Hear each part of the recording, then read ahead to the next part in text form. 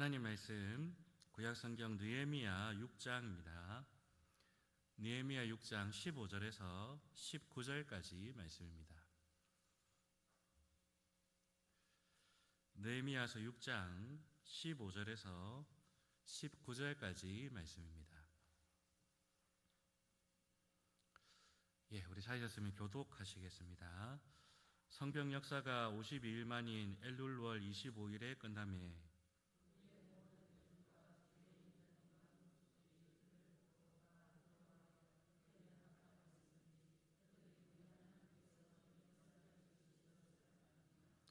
또한 그때의 유다의 귀족들이 여러 번 도비아에게 편지하였고 도비아의 편지도 그들에게 이르렀으니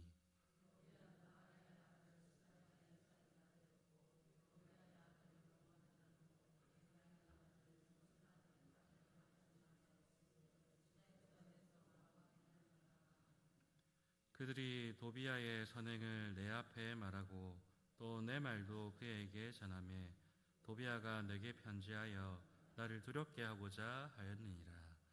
아멘. 하나님께서는 포로에서 돌아온 이스라엘 백성들을 통해서 예루살렘을 회복하게 하십니다.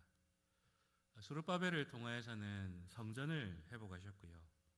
그리고 에스라를 통하여서는 하나님의 율법의 권위를 다시 찾게 하셨습니다. 여기에 대해서 오늘 본문은 이 느헤미야를 통하여서 예루살렘 성벽을 재건하시는 그 하나님의 일하심을 보게 합니다. 그러면서 동시에 이 이야기를 통하여서 하나님의 나라가 어떻게 확장되어 가는가를 우리에게 보여주기도 합니다.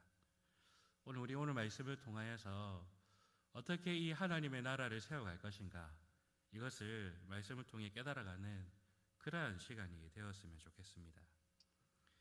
먼저 이 느헤미야가 살아가는 이 배경이 되는 시대는 예루살렘 성전이 재건되고 에스라를 통하여서 영적 개혁이 일어난 그 이후의 시점입니다.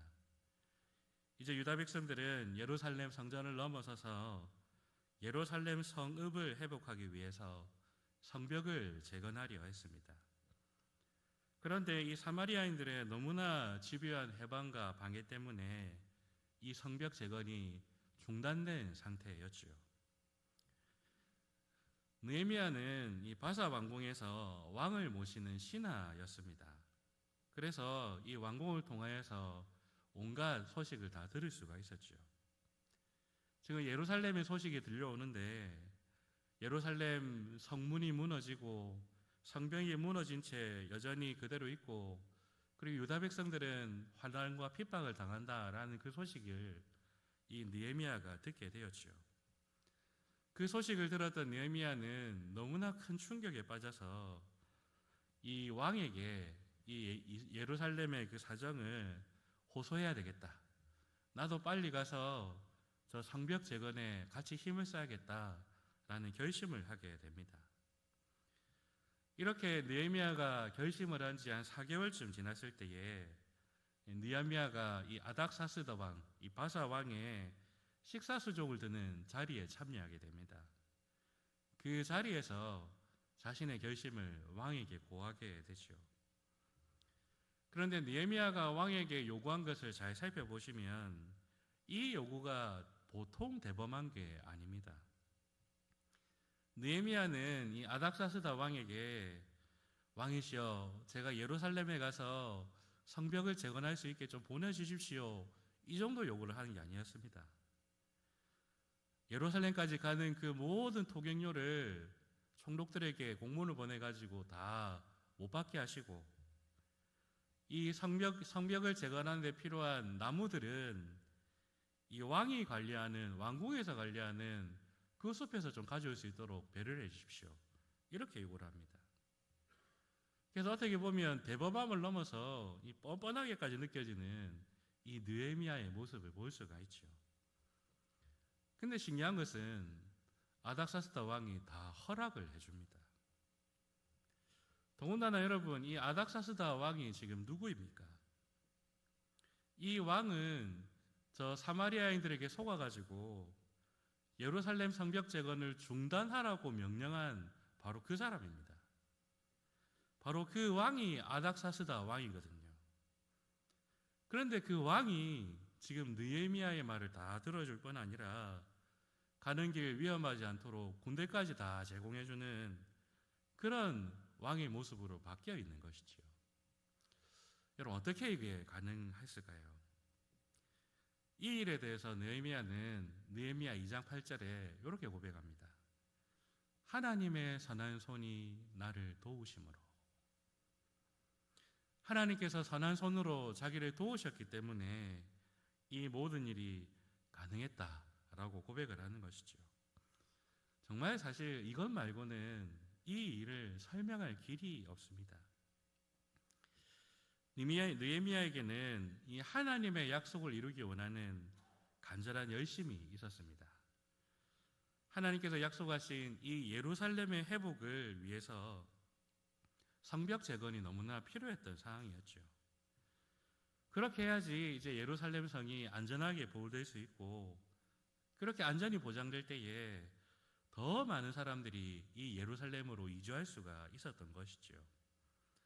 그래서 이 예루살렘의 온전한 회복을 이루기 원하는 그 간절한 열심을 가지고 느헤미야가 일하기를 소원할 때에 하나님께서는 선하신 손길로 도우셨던 것입니다. 여러분, 하나님의 집은 하나님의 선하신 손길을 통하여서 세워집니다. 그런데 그 선하신 손길은 아무에게나 아무렇게나 주어지는 것은 아닙니다. 하나님의 약속을 굳게 믿고 그 약속을 이루기 원하는 믿음의 사람들에게 이 선하신 손길이 나타나는 것이죠. 믿음의 사람들이 하나님의 약속을 바라보면서 하나님의 집이요 하나님의 도성인 이 교회를 그 약속의 말씀대로 세우기 위해서 몸부림칠 때 그 가운데에 하나님의 선하신 손길이 나타나게 되는 것입니다. 여러분, 우리의 모습은 어떠합니까? 우리는 하나님의 선하신 손길로 지어져 가고 있는 교회입니까?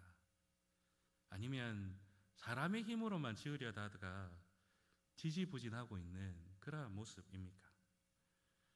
바라기는 날마다 하나님의 약속을 신실하게 바라보며 그것을 통하여 하나님의 선하신 손길로 은혜롭게 이 교회를 세워가시는 저와 여러분 되시기를 바라겠습니다. 이렇게 하나님의 선하신 손길을 통하여서 시작된 성벽 재건의 역사이지만은 모든 것이 순탄하게 진행된 것은 아니었습니다. 에스라와 유다 백성들을 공격했던 그 대적들이 이번에는 느헤미야를 대적하기 시작합니다. 그중 대표적인 사람이 바로 산발랏과 도비야라는 인물입니다. 이 산발랏은 사마리아의 총독으로서 계속해서 예루살렘을 방해했던 인물입니다. 그리고 이 도비야는 산발랏의 종인데 일종의 산발랏의 행동대장 역할을 했던 사람입니다. 그래서 끊임없이 유다 백성들을 위협하고 실제로 죽이기도 하고, 나중에는 자기 뜻대로 안 되니까 야 느헤미야 우리 한번 만나서 얘기해보자, 그렇게 해놓고 느헤미야를 죽이려 했던 자들이 바로 이들이었습니다. 그런데 이 느헤미야의 대적은 이렇게 예루살렘 밖에 있는 사마리아 사람들만 그들의 대적이 아니었습니다. 예루살렘 안에도 느헤미야의 대적이 있었습니다. 우리 본문 읽었던 16절을 보시면 우리 다시 한번 읽어보겠습니다. 오늘 본문 16절 말씀 우리 한번 다 같이 읽어보겠습니다. 우리의 모든 대적과 주위에 있는 이방 족속들이 이를 듣고 죄송합니다. 18절입니다. 죄송합니다.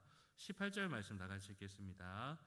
도비야는 아라의 아들 스가냐의 사위가 되었고 도비야의 아들 여호하난과 베랴가의 아들 무슬람의 딸을 아내로 맞이하였으므로 유다에서 그와 동맹한 자가 많음이라.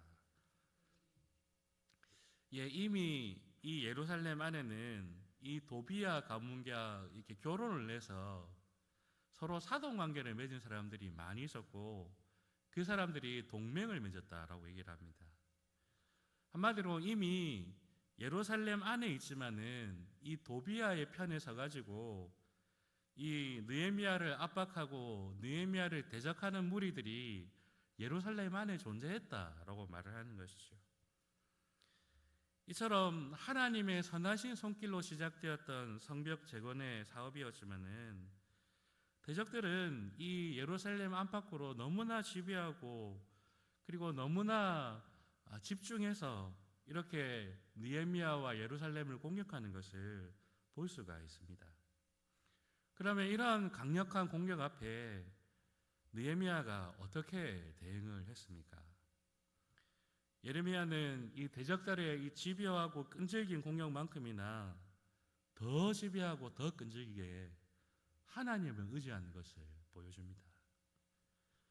그리고 이 성벽 재건 사업을 완수하기 위해서 온갖 지혜와 노력을 총동원해서 이 싸움에 맞서 싸우는 모습을 보여주고 있죠. 그래서 나중에는 이 대적들의 공격이 너무 강해지니까 이스라엘 백성들이 자신을 지키면서 이 성벽 재건을 하기 위해서 한 손에는 창을 잡고 한 손으로는 또 성벽 재건 공사를 하는 그러한 장면도 우리가 볼 수가 있습니다. 하나님의 뜻을 이룬다고 해서 모든 것이 순탄한 것은 아닙니다. 오히려 하나님의 뜻을 이루는 일이기 때문에 더 격렬하게 대적들은 반대하고 공격을 합니다. 그런데 그러한 공격과 반대가 있다고 해서 포기하고 물러서 버리면 그것은 하나님의 뜻이 아니지요. 그 순간에 우리가 보여야 될 믿음의 태도는 하나님을 더욱더 의지하고 앞으로 나아가는 것입니다. 그렇게 할 때에 하나님의 선하신 손길이 믿는 자들 가운데에 나타나는 것입니다. 그 도우심의 손길을 통하여서 마침내 우리는 하나님의 뜻이 이루어지는 그 승리를 맛볼 수 있게 되는 것이지요.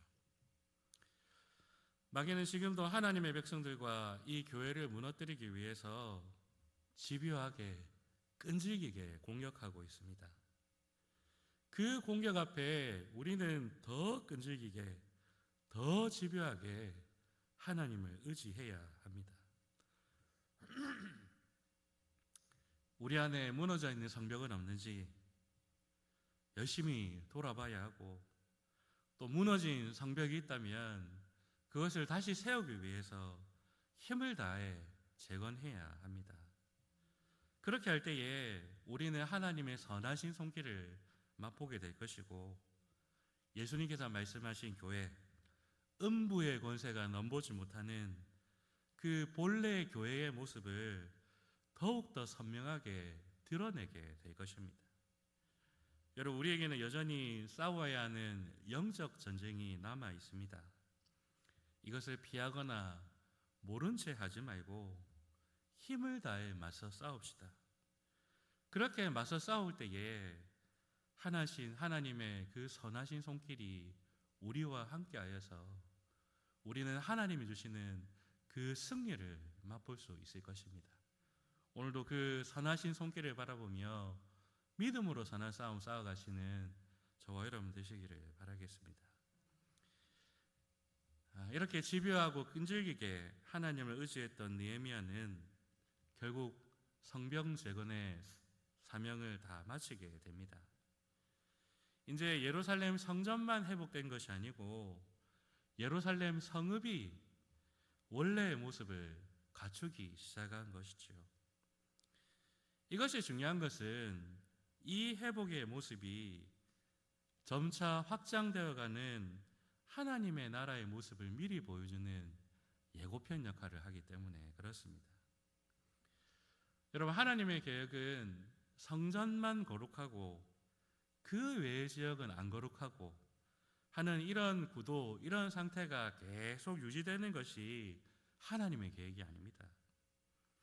이 성전을 중심으로 해서, 그리고 이 성전을 모델로 해서 온 세상이 하나님의 성전, 온 세상이 하나님의 나라가 되는 것이 하나님의 소원입니다. 그러기 위해서는 성전에서 예루살렘으로, 예루살렘에서 온 유다로, 유다에서 사마리아와 땅끝으로 하나님 나라의 확장이 계속해서 일어나야 하는 것이죠. 바로 그 확장의 첫 시작을 예루살렘 성벽 재건의 모습을 통하여 하나님께서는 보여주고 계신 것입니다. 사실 이러한 모습은 하나님께서 아담에게 기대하셨던 모습이었습니다. 하나님께서 아담에게 명령을 주셨지요. 땅을 다스려라, 생육하고 번성하라. 이 말씀은 단순히 열심히 농사짓고 자식 많이 낳아라라는 말씀이 아닙니다. 이 하나님의 성소인 에덴 동산을 온 세상에 퍼뜨려서 온 세상이 하나님 나라 되게 하라라는 그 명령이었습니다. 그리고 이 명령은 신약 성경에서 예수님을 통하여 똑같이 반복되고 있습니다. 여러분, 예수님이 주신 지상 명령도 같은 의미죠. 모든 민족을 제자 삼아라. 다르게 말하면 온 세상을 제자 공동체, 교회로 만들어라, 이 말씀이죠. 온 세상을 하나님 나라로 만들어라, 이 말씀입니다. 이 하나님 나라의 확장, 이것의 결과물을 우리는 계시록의 말씀에서 확인할 수가 있습니다. 계시록 21장을 보시면 새 하늘과 새 땅에 새 예루살렘이 임합니다. 그런데 그 예루살렘에는 성전이 없습니다. 왜 그럴까요? 그 이유를 계시록 21장 22절 말씀이 잘 보여주는데요. 우리 한번 찾아서 한번 읽어보겠습니다. 요한계시록 21장 22절 말씀입니다.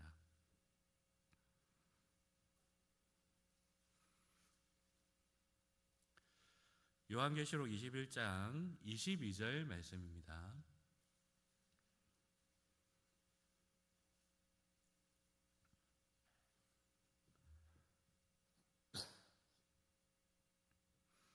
예, 우리 찾으셨으면 다 같이 읽겠습니다. 성 안에서 내가 성전을 보지 못하였으니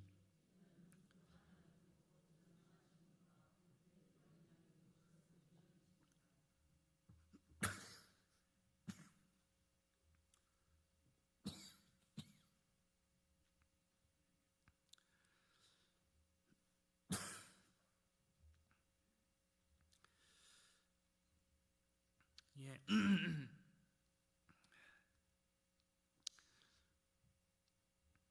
새 예루살렘에는 성전이 없습니다.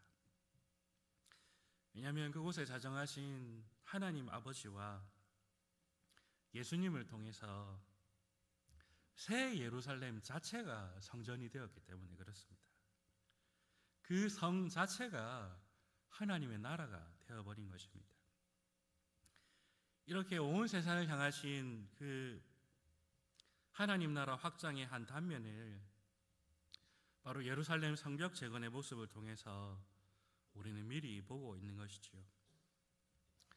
우리는 이제 예루살렘이라는 특정한 공간을 넘어서서 온 세상을 향하여 뻗어가는 그 하나님의 나라를 목도하고 있는 자들입니다.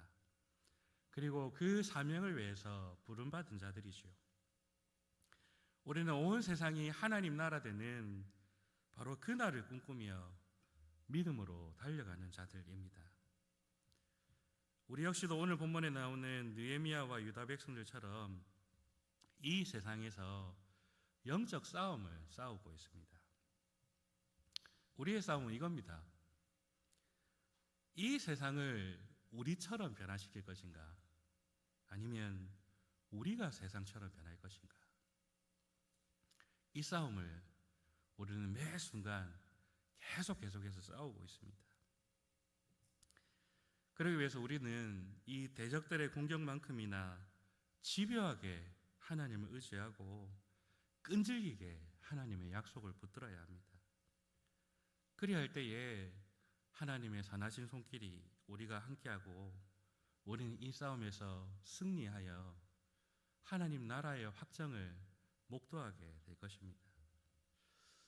여러분, 오늘도 이 하나님 나라 확장을 위하여서 우리를 들어 사용하시는 그 하나님 앞에 정말 하나님이 쓰시기 좋은 하나님의 도구로서 온전히 쓰임 받는 저와 우리 모두가 되기를 바라겠습니다. 우리가 싸워야 될 이 싸움을 물러서지 아니하고 믿음으로 감당하게 하시고, 또 그것을 통하여서 하나님의 선하신 손길이 함께 하심으로 날마다 이 교회를 통하여서 이 지역 사회와 이 세상 가운데에 하나님의 나라를 확장시키는 그러한 하나님의 도구로 쓰임 받는 우리 교회가 되기를 소망합니다. 여러분, 이 교회 위에 그리고 우리 가운데에 하나님의 선하신 손길이 늘 함께 하시기를 간절히 기도하며 우리의 이 싸움을 힘써 싸워 나가시는 우리 모두가 되시기를 바라겠습니다. 우리 다시 기도합시다. 하나님 아버지, 우리가 싸워야 될 싸움을 온전히 감당할 수 있는 믿음 주시옵소서. 그래서 우리를 통하여서 온 세상이 하나님 나라 되는 그 하나님의 뜻이 온전히 성취될 수 있도록 주님께 마음껏 쓰임받는 귀한 주의 종들, 귀한 주님의 교회 될 수 있도록 도와주시옵소서. 우리 주 예수님의